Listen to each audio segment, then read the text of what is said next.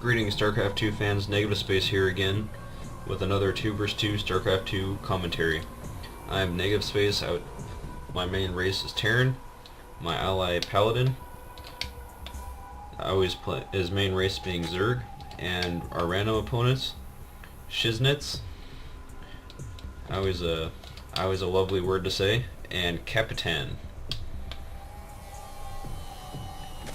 The Zerg player. Speaking a little bit about the previous game again, our opponents, the previous game did say GG before leaving.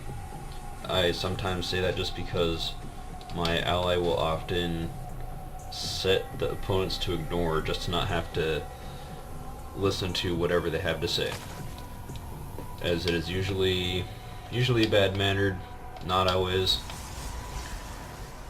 And there we are talking about Warcraft 3 a little bit.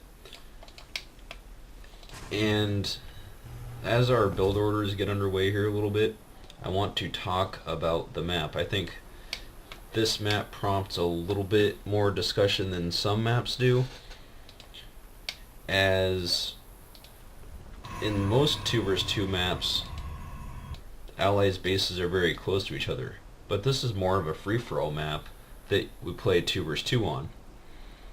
It has which means the bases are further apart for allies, and it has a pretty close natural expansion here for each base, and then it wraps around a little bit into a larger frontal ramp, which leads to a Xel'Naga tower for each side, and 2 gold minerals patches in the center, and a corner mineral patch for each side here as well.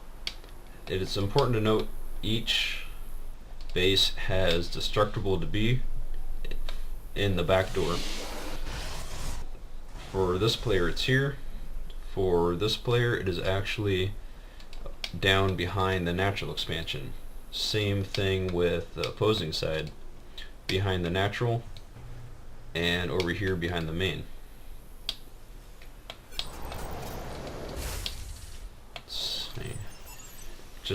Just getting my orbital command getting going. 2 barracks pumping out units.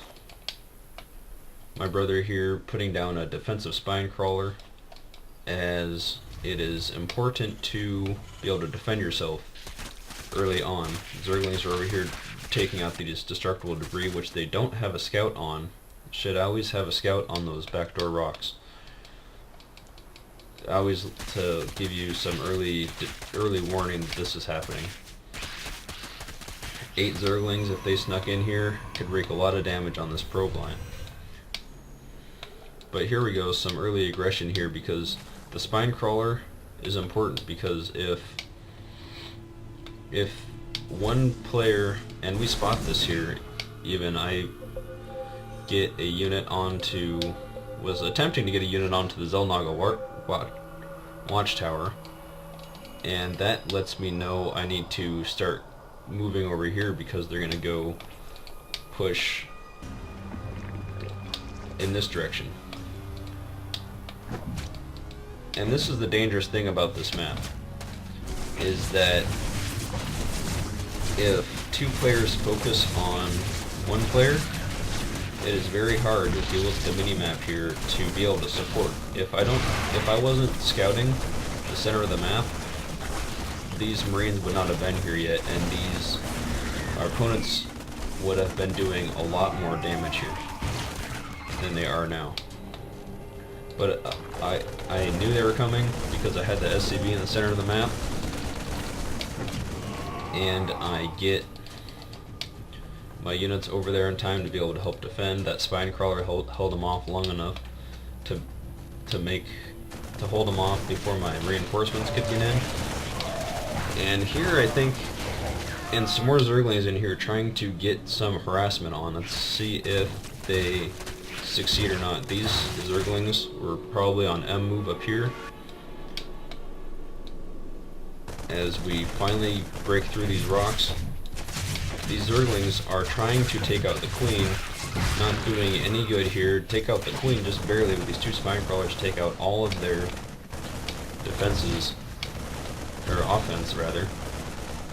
And I get in here, get several probe kills. Most of the time I must not have been microing because I got some damage on that Nexus first. Microing back, these are too many Zealots for a few Marines to be able to handle, but reinforcements are on the way in. This makes it dangerous to be able to be a counterattack, so this is pretty much an all-in. If we sort of fail here, we'd be quite behind, or we'd either be on even grounds or behind, and that's not a good position to be in. 4 Zealots here, still not comfortable pushing against that, bringing in more reinforcements. It's a very long trek up here, and these Zerglings coming in to help reinforce. Only 4 though. If he had those earlier 8 or 10, probably a little bit around 8 was what he had earlier, would have really been able to make a difference in defending against this attack here. More units, even more units streaming on the way. I throw another barracks, go for 4 barracks, just now getting my research add-ons to be able to get research here, and taking up a little bit behind with that because of having a micro defense defending my allies' base and trying to make this push work. Not to mention expanding myself. See how well this push goes. If they fend off the push, which it looks like there's not a good chance of doing, a lot of units here could be doing a lot of damage. Here we are about to move in. Scanning ahead of time, want to know how much resistance there's going to be. And really he was only making Zealots off of two gateways. And that's not, that versus 4 barracks, not going to do a whole lot here. Zealots microing back, hiding behind the minerals. Take out all the Zealots, take out almost all the probes. And some Banelings over here. Banelings might just take out all these Marines. A lot of Marines, but they're hidden back here behind these mineral patches.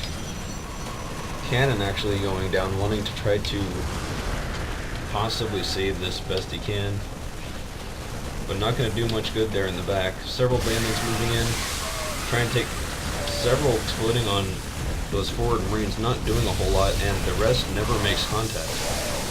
Here we go, 1, 2, and 3 making contact, but if you look at the Marines' health, most got down to red. Not really a whole lot of damage there. Could have continued pushing in. Going to head back with all these Marines in the red. Not a good idea to continue to push at that point. Need to hang back. Let's see if I got a starport on the way just yet. Not quite yet. There it goes. Really need to heal those Marines up. And throwing down tech add-ons.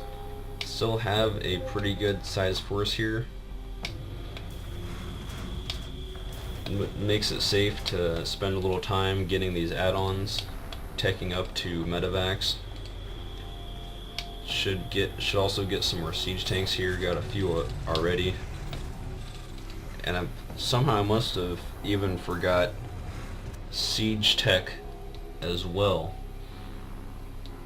Must have had a lot of focus going down on that battle, trying to keep my Marines alive versus those Banelings. It was vital to make that push successful. Otherwise, if we let them, they could have eventually gotten back into the game, built more gateways, and really that was almost an all-in at that point. I think the reason I wanted to cast this game was mostly just to show the dynamics of this map. It is very important to control the watchtowers. If you notice, the watchtower extends even all the way over to this ledge, where you could see any units going around back to take out the destructible debris back here in the back door. I even put an SCV back here on some, I can't really show you, but for some reason on some maps there's not actually enough room to be able to put a supply depot. I think there is in this one, I just never did, but I know for sure on this one here there's not actually enough room to put a supply depot there. Some Zerglings come